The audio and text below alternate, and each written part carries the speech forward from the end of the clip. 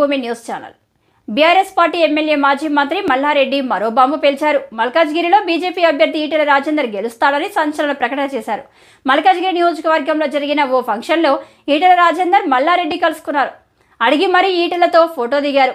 తప్పక విజయం సాధిస్తారని దీవించారు. మల్కాజ్గిరిలో ఇంకెవరు గెలుస్తారు, నువ్వే గెలుస్తావు అంటూ ఈటెలను గట్టిగా హత్తుకున్నారు.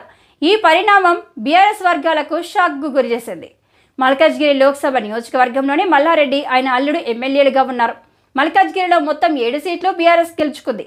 అలాంటి చోట బీజేపీ అభ్యర్థి గెలుస్తారని బహిరంగంగా ప్రకటించడం చర్చనీయాంశమైంది.